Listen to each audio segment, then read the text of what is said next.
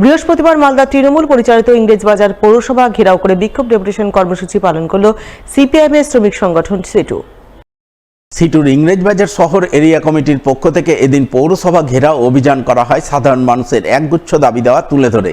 এই অভিযানকে ঘিরে যে কোনো প্রকার অশান্তি গণ্ডগোলের ঘটনা এড়াতে পুলিশের পক্ষ থেকে পৌরসভায় বিশাল বাঁশের ব্যারিকেড তৈরি করা হয়। সেই সঙ্গে বিশাল পুলিশ বাহিনী মোতায়েনের ছবি নজরে আসে।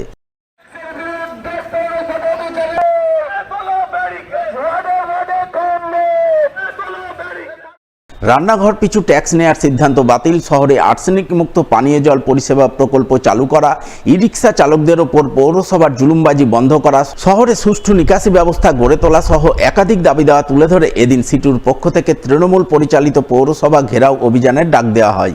এই অভিযানকে ঘিরে সিটুর ইংরেজবাজার শহর এরিয়া কমিটির পক্ষ থেকে এক বিশাল মিছিল আয়োজন করা হয়। মিছিলে পা মেলান বহু মানুষ।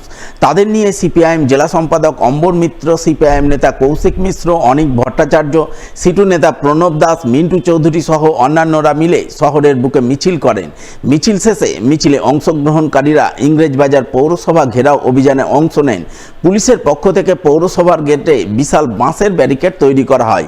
সেই সঙ্গে বিশাল পুলিশ বাহিনী মোতায়েনের ছবি নজরে আসে, যা দেখে আন্দোলনকারীরা পৌরসভার গেটের সামনে রাস্তায় বসে পড়ে বিক্ষোভ দেখান, প্রতিবাদ সভা করেন।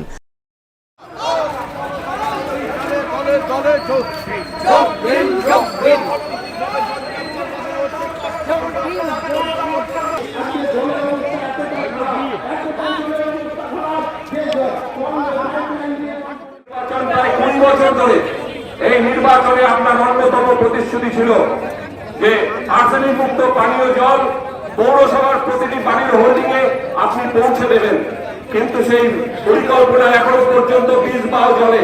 আপনারা নিশ্চয়ই মানুষকে বলে দেননি যে আমি নির্বাচিত হলে এই পৌরসভার প্রতিটা মানুষকে নতুন করে রান্নাঘর প্রতি 1 টাকা করে প্রতিদিন আপনাদের উপর ধার্যকৃত হবে।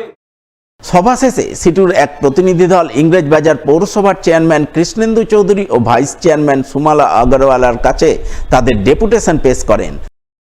পৌরসভায় ডেপুটেশন দিতে আমরা পৌরসভাকে চিঠি করেছিলাম যে শহরবাসীর সাধারণ কথা নিয়ে আমরা আপনার দরবারে আসব, মানুষের কথা আপনাকে বলবো যে মানুষ কোন পরিস্থিতির মধ্যে দাঁড়িয়ে আছে এবং মানুষের কি কথা আমরা চিঠি করেছিলাম। কিন্তু এখানে এসে দেখলাম তো চীনের প্রাচীর, এখানে বাঁশের কেল্লা দিয়ে দিয়েছে। আমরা তো শান্তিপূর্ণভাবে এই ডেপুটেশন দিতে এসেছি, আমরা কিন্তু কোনো রকম অশান্তির বাতাবরণ তৈরি করতে আসিনি। আমাদের কথা হচ্ছে যে ভাবে রান্নাঘর প্রতি যে ট্যাক্সের বোঝা পৌরসভা চাপাচ্ছে, মানুষের বাড়িতে বাড়িতে যে হ্যান্ডবিল দিয়েছে, সাধারণ মানুষ কেউই চায় না এই ট্যাক্স দিতে।